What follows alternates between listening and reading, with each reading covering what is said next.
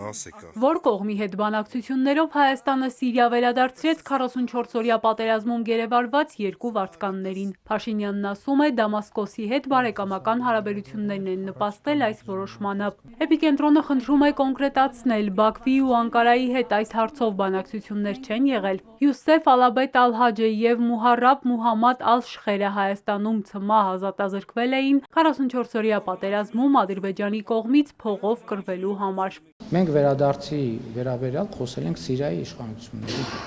եւ գիտեք, որ Թուրքիայի միջոցով են վերադարձվել, որովհետեւ տարբեր այդ թվում լոգիստիկ խնդիրներ կան, ամեն ինչ հրապարակված է։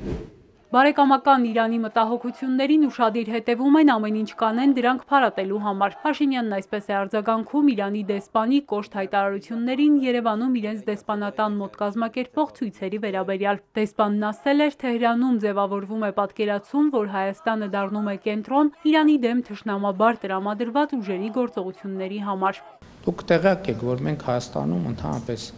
2018-ից այսքան Հայաստանում երբեք ոչ մի տեղ հանրահավաք չի արգելվել եւ մենք չենք կարող առանձին վերցրած մի դեպքում այլ կերպ վարվել, որովհետեւ դա արդեն իրողություն է, այլ բան, որ մենք այո կիսում ենք, որ արտահայտման ձևերը չպետք է խաթարեն որ Իրանի Իսլամական Հանրապետության եւ որևէ այլ դեսպանատան աշխատանք։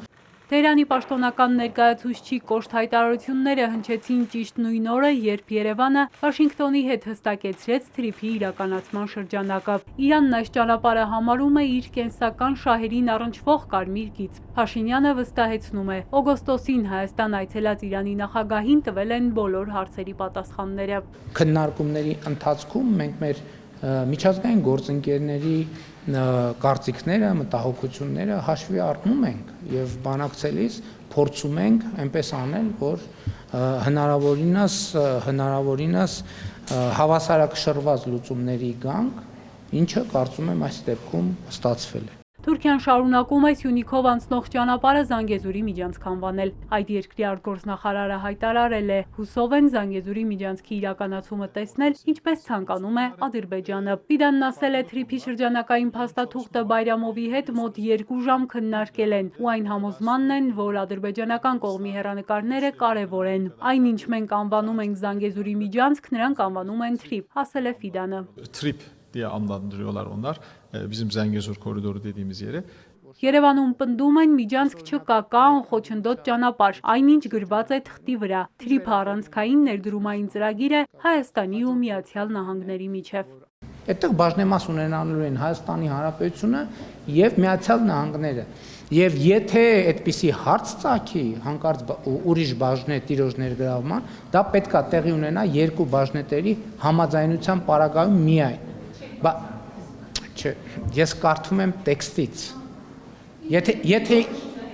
իմ դիրքորոշումն է նա, որ ոչ, ուրիշ բաժնետերեր պետքա չլինեն տրիպի մեջ։ Դեպի Հայաստան մեծ ներդրումներ են հոսելու, վստահեցնում է վարչապետը։ Մինչև ներդրումները կան, բացատրում է, ինչու է աննախադեպ բարձր պարգևավճարներ բաժանել պետական համակարգում։ Լավ մասնագետների արտահոսքը, կոռուպցիան ու մյուս խնդիրները կանխելու համար, ասում է։ Պարգևավճարի արժանացել է նաև ինքը։ Աշխատավարձին գումարած եւս 1.5 միլիոն։